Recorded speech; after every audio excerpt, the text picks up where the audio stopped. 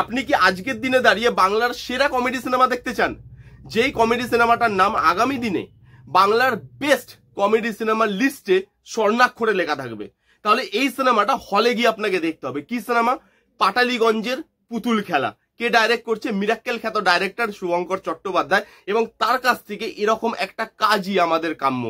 রিভিউতে আসছি, তার আগে একটা ইম্পর্টেন্ট অ্যানাউন্সমেন্ট করা যায়, সেটা করে দিই। আমাদের প্রথম শর্ট ফিল্ম, মানে আমার এবং অনিন্দিতা কুণ্ডু ডাইরেক্ট করা প্রথম শর্ট ফিল্ম সময়, সেটা চলে এসেছে ইটস রিভিউ টাইমের ইউটিউব চ্যানেলে। পুরো শর্ট ফিল্মটা যারা যারা এখনো দেখেননি, রিকোয়েস্ট করবো যান গিয়ে শর্ট ফিল্মটা দেখুন। দেখে অবশ্যই কমেন্ট করে জানাবেন যে আপনাদের শর্ট ফিল্মটা কিরকম লাগলো, কারণ আপনাদের প্রত্যেকটা কমেন্ট আমাদের জন্য খুব খুব ভ্যালুয়েবল। আমি এই ভিডিও ডেসক্রিপশন বক্সে লিঙ্কটা দিয়ে দেবো, আমাদের যে শর্ট ফিল্মটা লিঙ্কটা দিয়ে দেবো, যান গিয়ে দেখুন এবং দেখে অবশ্যই কমেন্ট করে জানাবেন যে আপনাদের কিরকম লাগলো। এইবার আসবো পাটালিগঞ্জের পুতুল খেলার রিভিউতে। শুভঙ্কর চট্টোপাধ্যায় ডাইরেক্ট করছে। এটার কাস্টে আছে পরাণ বন্দ্যোপাধ্যায়, সোহাম, দিতিপ্রিয়া এবং আরো অনেকে।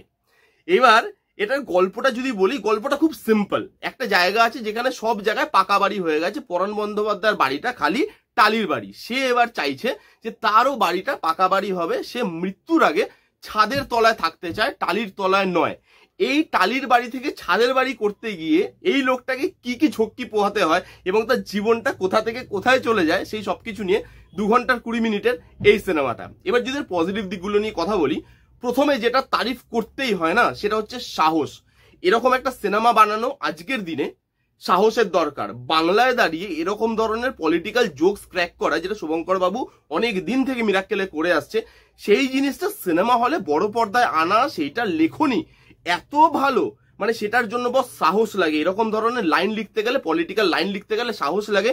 যেখানে বালিচুরি থেকে শুরু করে পেছনে দাঁড়িয়ে আছে অ্যাওয়ার্ড নিয়ে এই যে হিরো হিরোইনকে মানে দেদারে পলিটিক্সে ঢুকিয়ে দেওয়া হচ্ছে, দুয়ারে সরকার থেকে শুরু করে, তারপরে এক জায়গায় বলছে এখন তো রাজ্যে সব জায়গায় উৎসবই চলছে। এত ভালো ভালো পলিটিক্যাল জিনিসপত্র রাখতে মানে রেখেছেন তিনি, এবং সেটা এত ভালোভাবে ডিল করে অডিয়েন্সের সাথে, সেটা সত্যি বলছি এর জন্য বুকের পাটায় দম লাগে। আর সেটা শুভঙ্কর বাবু বুঝিয়ে দিয়েছে যে তার বুকের পাটায় দম আছে। মিরাক্কেলের টাইমেও ছিল, এখনো আছে। শিরদাঁড়া মানুষটা সোজা। এরপর যেটা, সেটা হচ্ছে রাইটিং। কমেডি সিনেমা, তার রাইটিং আপনি যদি দেখেন আপনি পাগল হয়ে যাবেন। আমি জাস্ট একটা ডায়লগ আপনাকে বলছি। একদম মুভির শুরুতে পরান্দা বলবে এক জায়গায় যে মানে ওনার একটা গুরুদেব আছে, গুরুদেবের ফটোর সামনে গিয়ে হাত জোর করে বলবে, গুরুদেব নয় দেখা দাও নয় টাকা দাও। তারপরে বলবে না না ছাড়ো, তোমাকে দেখা দিতে হবে না, তুমি টাকাই দাও, কারণ দেখা হলেও তো আমি টাকাই চাইবো। মানে গুরুদেবের কোনো ভ্যালু নেই। গুরুদেবকে খেতে দিচ্ছে 2টো নকুলদানা একটা কিসমিস। গুরুদেব যখন ছেলের সাথে কথা বলছে নকুলদানা কিসমিস, আর যখন মহিলার সাথে কথা বলছে তখন গুজিয়া। ডিপ মানে অ্যাডাল্ট্রি জোকসের মধ্যে অ্যাডাল্ট্রি এবং অ্যাডাল্ট জোকসকে কিভাবে হ্যান্ডেল করতে হয় শুভঙ্কর বাবু বুঝিয়ে দিয়েছে। সিরিয়াসলি বলছি, এই লোকটাকে হ্যাটস অফ। এখানে যেভাবে কমেডি লাইন লেখা হয়, সেটাকে যেভাবে পারফর্ম করা হয় পারফর্মারদের দ্বারা, সেটা আউটস্ট্যান্ডিং। এই সিনেমাতে রনিরা, রজতাভ দত্ত, এই সিনেমাতে সোহাম, দিতিপ্রিয়া, প্রত্যেকে নিজের জায়গায় অসাধারণ। এই সিনেমাটা কার কাঁধের উপর দাঁড়িয়ে আছে? পরান্দা। পরান্দা এই বয়সে যা করেছে, পাঞ্জাবি মালা পড়ছে, চোখ মারছে, ভাই লোকটার আলাদাই স্ব্যাগ। প্রত্যেকটা লাইন যেখানে পরাণবাবু মুখ খুলছে না, সেখানেই আপনার হাসি পাচ্ছে। আমরা লাস্টে মানে বলতে যে স্যার আর পারছি না হাসতে, পেটে ব্যথা করছে। খুব বেশি হলে রিলিজ হয়নি, আপনারা যদি পারেন কাছাকাছি হলে গিয়ে দেখে আসুন, কারণ এই সিনেমাটা পরিবারের সঙ্গে গিয়ে হলে বসে দেখে মজা আছে, বন্ধুদের সঙ্গে দেখে মজা আছে। আর তার মধ্যে যদি পলিটিক্যাল জিনিসপত্র আপনি একটু জানেন, তাহলে তো আপনার আলাদা লেভেলের মজা লাগবে। কারণ এখানে পলিটিক্যাল লাইন যেভাবে লেখা হয়েছে, অ্যাডাল্ট্রিটাকে জোকসের মধ্যে যেভাবে ঢোকানো হয়েছে, যেভাবে সেটাকে হ্যান্ডেল করা হয়েছে, আপনার ভালো লাগবে। হ্যাঁ, পরিবারের সঙ্গে গেলে একটা দুটো জায়গায় একটু অকওয়ার্ড লাগতে পারে, কিন্তু মজা লাগবে বস প্রত্যেকটা জায়গায়। ভাই কমেডি আউটস্ট্যান্ডিং। ফার্স্ট হাফে 5 জন আমরা হলে ছিলাম, 5 থেকে 6 জন। সেই 5 জনের হাসি হলের মধ্যে ছড়িয়ে পড়ছে, মানে আমি পেট ধরে পাশের চেয়ারে পড়ে যাচ্ছি, এরকম ধরনের কমেডি আছে। Comedy outstanding. তার সঙ্গে এখানে লাভ স্টোরি দেখানো হয়েছে সোহাম আর দিতিপ্রিয়ার, যে লাভ স্টোরিটা ভালোভাবে ওয়ার্ক করে, একটা মিষ্টি লাভ স্টোরি, যেটা দেখতে ভালো লাগে। তার মধ্যে পারফরমেন্সেস তো বললাম, প্রত্যেকের পারফরমেন্স খুব ভালো। এখানে বিজিএম এর কাজ ভালো। গানগুলোর কথা আমি নেগেটিভ দিকে আসছি, মিউজিকের কাজ মোটামুটি ভালো। এখানে প্রত্যেকে যারা যারা ছিল তাহলে এত ভালো কাজ করেছে, সেটা লাইটিং থেকে শুরু হোক, আর মানে লুক অ্যান্ড ফিল কিন্তু খুব একটা আউটস্ট্যান্ডিং নয়, খুব নর্মাল। এবং তার জন্য নর্মাল লুক অ্যান্ড ফিলই দরকার, কারণ সাবজেক্টটা এরকম, সাবজেক্টটা normal look and feel demand করছে, এবং সেটাকে যেভাবে প্রোভাইড করা হয় দেখতে ভালো লাগে। তার সঙ্গে এখানে যে সোশ্যাল মেসেজ দেওয়া হয় সেটা খুব ভালো। এখানে যে সোশ্যাল মেসেজটা দেওয়া হয়েছে, পলিটিক্যাল একটা মেসেজ তো আছে, যেটা আমি আপনাদেরকে বলছি না, আপনারা হলে গিয়ে দেখবেন।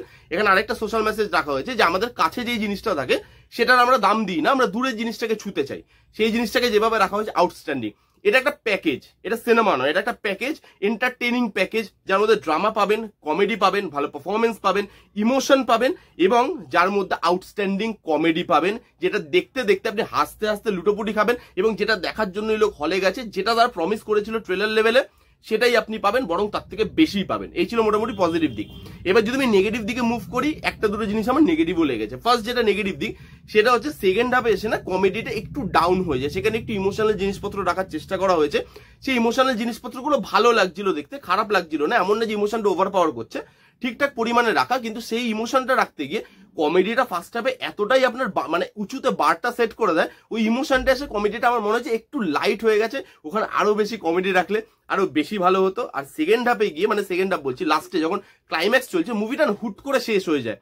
এবার এটা হতে পারে এত ভালোই সিনেমা বানিয়ে দিয়েছে যে কিছু কিছু সিনেমা থাকে না যে আমরা ভাবি যে চলতেই থাকুক, এটা শেষ কেন হলো, এই সিনেমাটা আমি আরো দেখতে চাই, এরকম মানে ভাবছিলাম বলে হয়তো লাস্টের দিকে আমার মনে হচ্ছে একটু তাড়াহুড়ো করে শেষ করে দিয়েছে।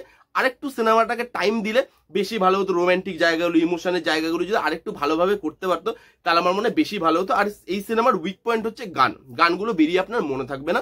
অনুপম রায়ের গানটা ভালো, বাকি কোনো গান আপনার বেরিয়ে মনে থাকবে না, এবং গানগুলো আমার উইকই লেগেছে। এই ছিল পাটালিগঞ্জের পুতুল খেলার পজিটিভ দিক, নেগেটিভ দিক। হাসতে চাইলে এই সিনেমাটা দেখা বাধ্যতামূলক, যান সিনেমাটা দেখুন, কারণ এরকম ধরনের বাংলা সিনেমা সচরাচর বাংলায় তৈরি হয় না। যান গিয়ে এই সিনেমাটা এনজয় করে আসুন। এই ছিল রিভিউ।